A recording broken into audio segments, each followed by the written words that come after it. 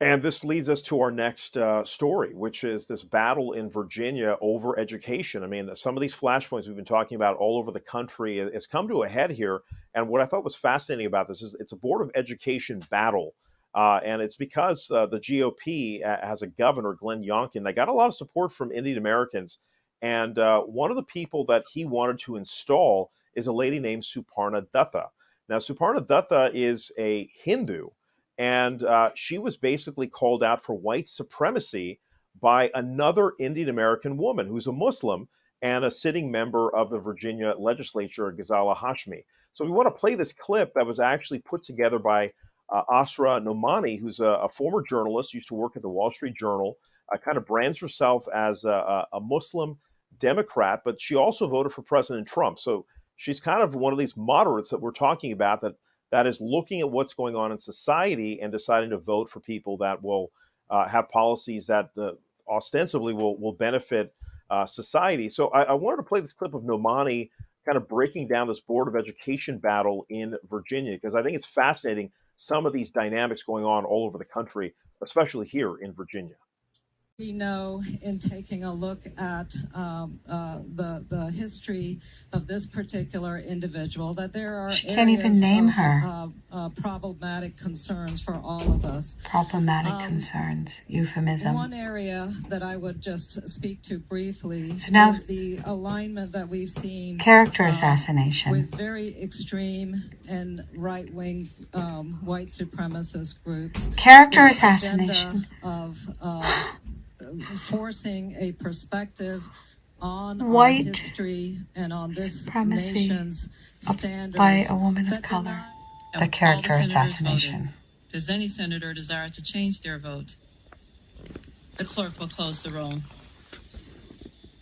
Ayes 22, noes 18. Ayes 22, noes 18. Disgusting. The Southern Democrats are alive. What we just witnessed is indeed a character assassination against an American Hindu mother who is an immigrant and a woman of color by the Virginia Democratic Party and the trolls, names like Vanessa Hall, Jorge Tarico, people who have opposed meritocracy, people who every single day harass us as Asian immigrants in Virginia. We will never relent the United States of America. So you may win one vote, but you will not win America. A character assassination by the woke army in Virginia. Who supported this? Darul Hijra Mosque leaders who went after Suparna Dutta because she is Hindu. The school board cheerleaders who oppose Suparna Dutta because she dares to challenge the anti-Asian admissions process at TJ. But you know what? We will never relent. We are mama bears. You can call us white supremacists, Ghazala Hashmi, and we will never, ever cede because our duty is sacred. So you see this controversy budding in Virginia, and this has been going on for a few years, and we saw some of these Asian American policies. We have Asian Americans fighting for places like Lowell High School in San Francisco, who historically, eminent high school, and they try to change the admissions policies in San Francisco. We're seeing this in Virginia. We're having these kind of flashpoint battles between Asian Americans, some coming from the left, some coming from the right. And I thought it was fascinating that Asra decided to put her weight on this issue because she's been very outspoken about what's going on in Virginia. Jonathan, I know you've been seeing these battles in Seattle. What do you have to say about this particular situation? Well, what I found so fascinating about this hot take by Asra, I mean, she clearly uses the word woke multiple times. And look, I think that word, I mean, just for the sake of this conversation, it was really originally derived from the Black or African American community to kind of bring attention to being aware of racial injustice or prejudice. But this word woke now has taken on a life of its own. It's being used in almost every single context. And I think what it's being used now for are for the groups of folks who want to take what was traditional and turn it into something completely that's off the charts, right? So Asra is referring to, again, this woke mob, the woke trying to target this woman who's clearly qualified, an engineer, a mother, simply a school board position. It's everywhere, especially on the left coast, the west coast here in Seattle. This wokeism that's happening all over the place. And like I said on this very show several months ago, it is going to be an issue in the 2024 presidential campaign. So we've already talked about a candidate who's going to run on the anti-woke movement. We have these analysts now who are Muslims, who are Democrats now saying they're sick of this woke. There's something to it here right now, right? I mean, our country, depending on which circles you're rolling in, is swung in one direction or another in such an extreme way that there's now pushback happening. And in this case, and at least in this presidential cycle, I think you're going to see a lot of pushback against the far left and the woke, and especially the progressives, the so-called progressives. And what I want to know from you is, what do Indian Americans think about this? What do South Asians think about this? Because clearly it's now front and center. I mean, this is what's so interesting about it. That's why I wanted to bring this up, is that you have two women, two Indian American women, that ostensibly want to have a great education, a great public school system for all students. But the way they want to go about it is differently. But I think what Asra's pointing out is calling an Indian American Hindu woman a white supremacist. Has that gone over the line? Is that the language we use to talk about something over every issue? Is everybody a white supremacist Yes, if they and that, let disagree me be with very you? clear. That language comes specifically from the left, from the far left. If this is what's so amazing, the far left claims to be about being inclusive, open-minded, open to trans agendas, LGBTQ, everything under the sun. But the moment someone disagrees with it or questions it or says they have a different take on it, you're a white supremacist, a fascist, a neo-Nazi, everything I've been called. I'm Asian American. Obviously, this school board candidate, is an Indian American Hindu woman. She's not a white supremacist, but that's the playbook from the far left, and I'm sick and tired of it. I mean, this is going on all over the country, and I think this was an interesting flashpoint. So, because of Hashmi's speech, the Democrats voted to keep her out, to keep Dutta off the school board. Obviously, there's going to be a political dynamic too, at the left versus the right. This is an appointment from Glenn Youngkin, the Republican governor of Virginia. So you're going to have a pushback regardless because of politics. But I think it's really interesting what Nomani claims is going on here, some of these dynamics. And we've heard about this in other states too. There were some school board education appointments that were blocked in the state of New Jersey.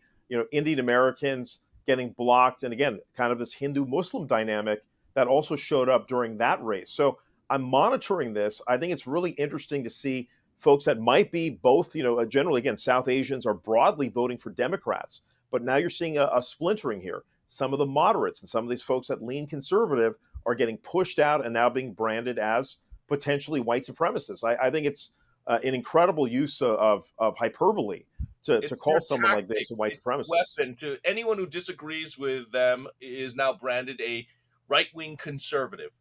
And that's exactly what's happened to Dutta as well. And again, as Asra brought up in her hot take in that video, and you brought it up as well, the dynamic here, while neither one of these women have brought up their backgrounds as Muslim or Hindu as factoring into this decision, Asra brings up that there was a local mosque that mobilized against the school board candidate, Dutta. So I thought that's really fascinating. You tell me, is this dynamic really there, this anti-Hindu, anti-Muslim dynamic, or Muslims versus Hindu? What's going on there?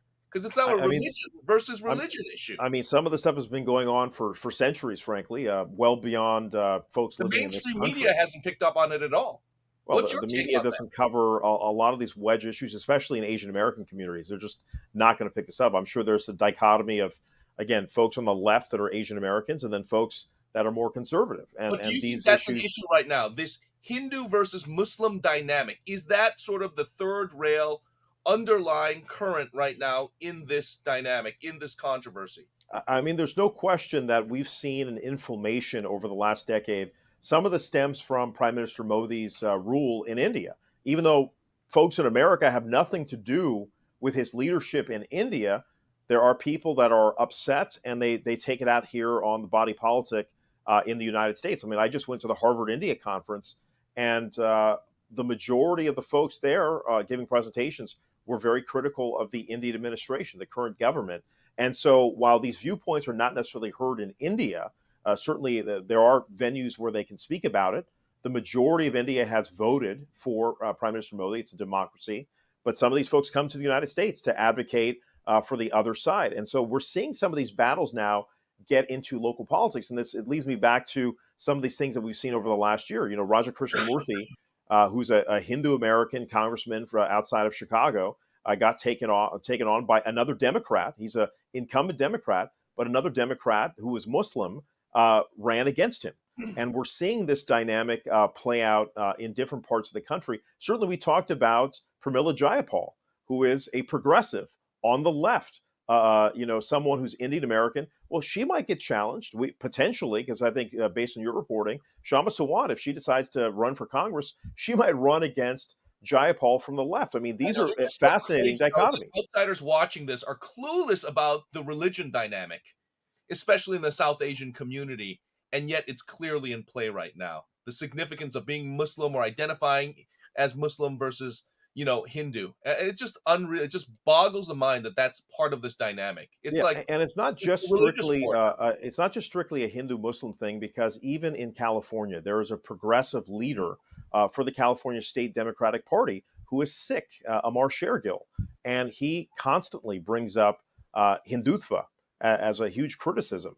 And so if you don't toe that line, he will go after you. I mean, we see this going back years. I mean, Ro Khanna made a comment about Hindutva, that he criticized this movement, and a lot of Hindus were upset with Ro Khanna and continue to be. And so now he's the co-chair of the India Caucus. Admit it or not, religion and ideology, personal ideology and conviction, clearly at play here. Absolutely. And so we're going to keep seeing it as, I think, a heck of a flashpoint. We'll see how that story develops, but it's something I think we're going to see continually across the board.